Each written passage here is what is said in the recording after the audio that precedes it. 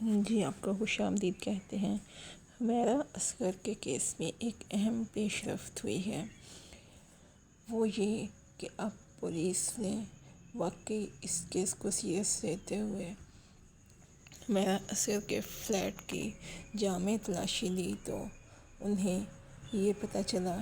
کہ ان کے فلیٹ میں کچھ مٹی کے برتنوں میں سفید رنگ کا کیمیکل پایا گیا ہے، اور پھر اچھی طرح سے تحقیقات کرنے کے بعد یہ بھی پتہ چلا کہ حمیرہ اصغر کے کمرے کے واش روم میں جو ٹب میں کپڑے بھگوئے ہوئے تھے اس میں بھی سفید رنگ کا کیمیکل کافی مقدار میں پایا گیا، اور اس بات کی قیاس آرائی کی جا رہی ہے کہ یہ کیمیکل اسمیل کو ختم کرنے والا کیمیکل لگتا ہے، جو کہ قاتل نے باقاعدہ وہاں پر رکھا تاکہ اس کی لاش کی بدبو ختم ہو سکے۔ ایسے کیمیکلز پائے جاتے ہیں جو کہ واقعی اسمیل کو بالکل ختم کر دیتے ہیں، اسمیل کی زیادہ مقدار کو پھیلنے نہیں دیتے۔ ابھی فی الحال تو اس کیمیکل کی رپورٹس سامنے آئیں گی کہ یہ کیمیکل کس قسم کا ہے۔ مٹی کے کچھ برتنوں میں یہ کیمیکل جس کمرے میں لاش موجود تھی وہاں پر پایا گیا، اور کچھ دوسرے کمروں میں بھی، اور جہاں پر کارپیٹ پر حمیرہ کی لاش پڑی تھی اس کے آس پاس بھی وائٹ کلر کا کیمیکل دکھائی دیتا ہے، لیکن یہ چیز غور طلب ہے کہ یہ پہلے کیوں نہیں دکھائی دیا۔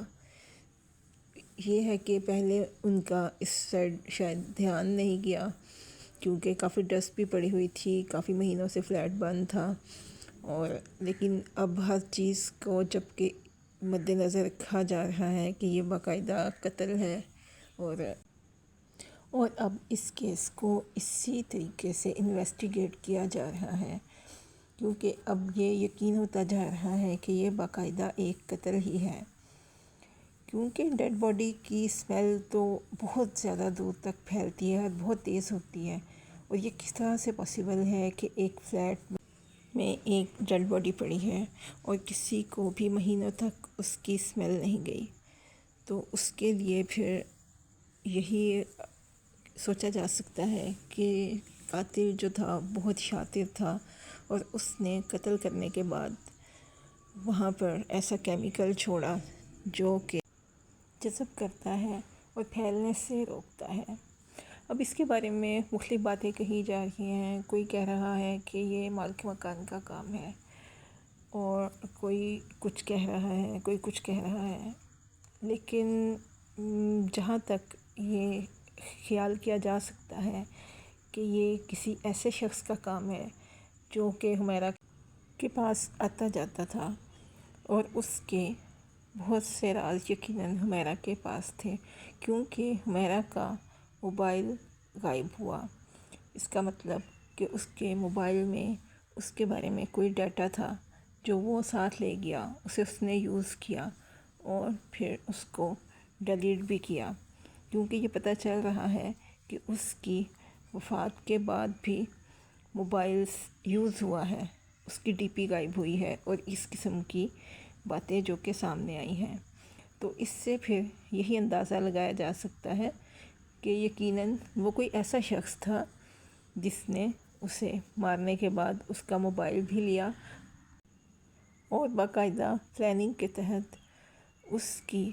باڈی کے گرد کچھ ایسا کیمیکل بھی چھوڑا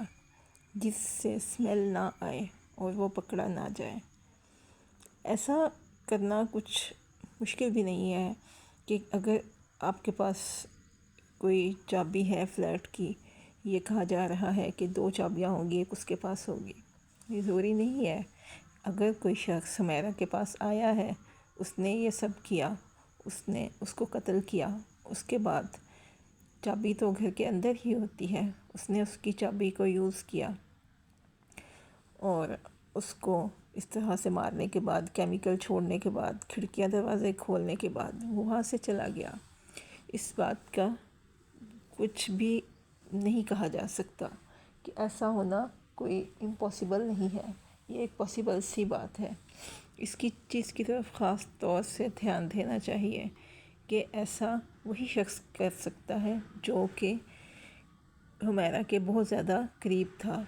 اور اسی نے ہی کسی نہ کسی وجہ سے یہ حرکت کی ہے۔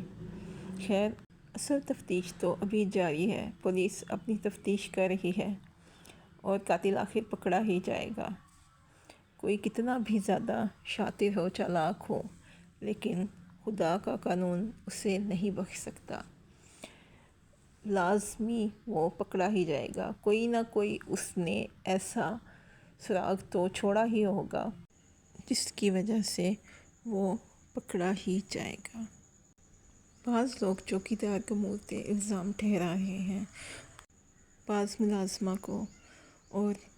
بعض مالک مکان کو، لیکن اصل حقیقت سامنے آ ہی جائے گی کیونکہ اب پولیس نے انویسٹیگیشن کا رخ موڑ دیا ہے۔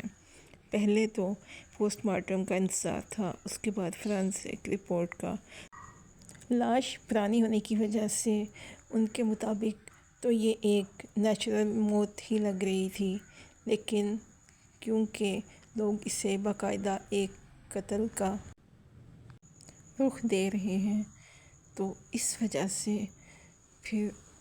مزید انویسٹیگیشن کی گئی، تو اس وجہ سے کچھ سراغات لگ ہی گئے آخر، اور آگے بھی اس کی مزید انویسٹیگیشن کی جا رہی ہے۔ ویسے تو یہ کافی ایک مشکل معمہ بنا ہوا ہے کہ آخر یہ سب کس طرح سے پیش آیا، کیونکہ قاتل جو کوئی بھی تھا بہت ہی زیادہ چالاک اور ہوشیار تھا، لیکن اس قتل کی انویسٹیگیشن ہونی ہی چاہیے تاکہ آئندہ سے کوئی بھی اس طرح کی حرکت کرنے کا نہ سوچ پائے۔